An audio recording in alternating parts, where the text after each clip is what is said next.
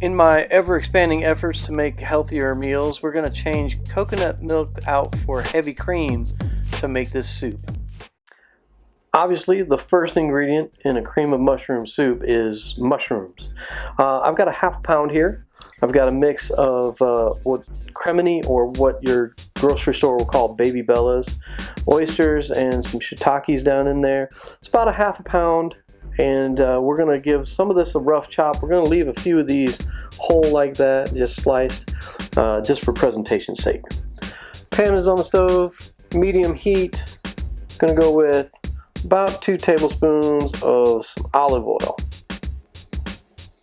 Once you start getting some heat, we're going to go in with a 1/4 cup of finely minced shallots. If you don't have shallots, you can't find shallots, just some onion will be fine in here. And we're going to stir those around and fry those off without getting them really done. Again, we're looking for translucence.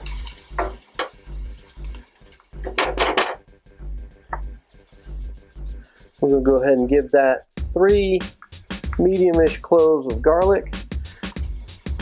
And stir that around really fast, because again, garlic can get done really fast. Just keep that moving. Once those have bloomed, or a better terminology is to say, once you can smell this all the way through your kitchen, we're going to go in with our mushrooms next.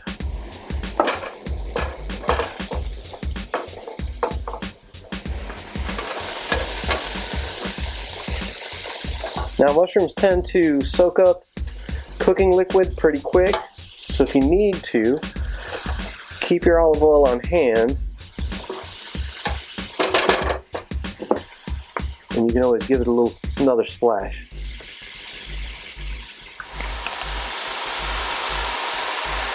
Two teaspoons of salt.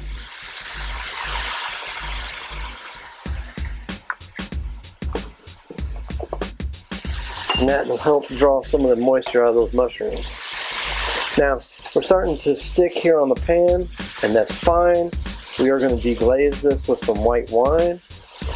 So that's just building up flavor.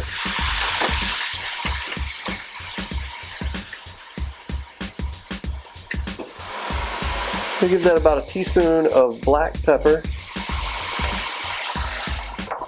You can give that coarse ground or fine ground, just plain black pepper is fine. You can see our mushrooms are starting to soften up.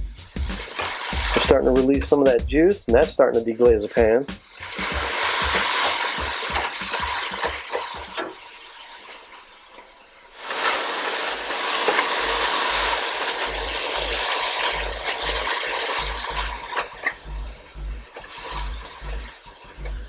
Our larger mushrooms are still not quite soft, but our smaller ones are quite done.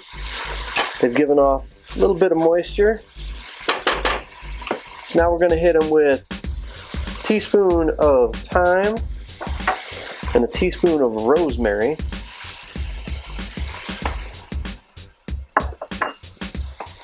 And a 1/4 cup of mushroom powder.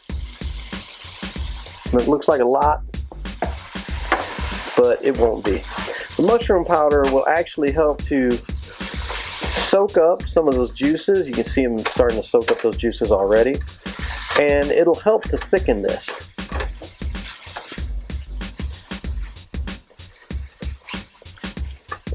Okay, once those juices are all absorbed like that, go in with a 1/4 cup of white wine. I'm using a Pinot Grigio, but any kind of dry white wine that you like to drink will be fine. Give the alcohol just a minute to evaporate off. And once most of that moisture has been absorbed by the mushrooms and evaporated off, come in with a 1.5 pints or 2 cans of coconut milk, unsweetened coconut milk. And once your coconut milk is added, you can go ahead and bring this to a quick boil, turn it down to a simmer, and let it thicken up with heat and time, the old-fashioned way. Spend about 10 or 15 minutes. If it's not thickening up fast enough for you, well, we can add a roux. Technically, roux is flour and a fat, and you dissolve the flour in the fat to incorporate it into a recipe without making bubbles and lumps of flour everywhere. So I've got a tablespoon of flour, just plain old flour, and I'm going to add a tablespoon of olive oil, mix that together, and then mix that into the soup. I like to add it in just a spoonful at a time. Golden rule, it's always easy to add more in, it's really hard to take it back out.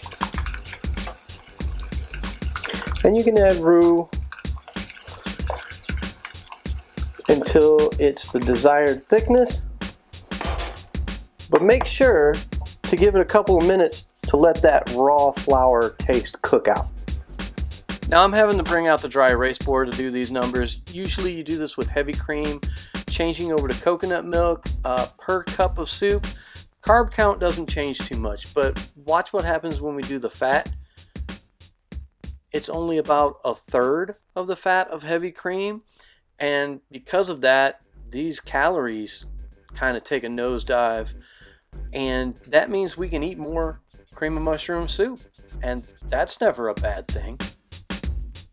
So with the low carb count, this is both keto and diabetic friendly. It's all vegetarian and vegan friendly, so you can really go to town with this. Serving is pretty simple, just ladle it into a bowl, give a little pinch of parsley, maybe some crackers or a grilled cheese sandwich, you're good to go. And remember, like, share, subscribe, and hit that bell icon so you know when we have another video come up. We'll see you again soon.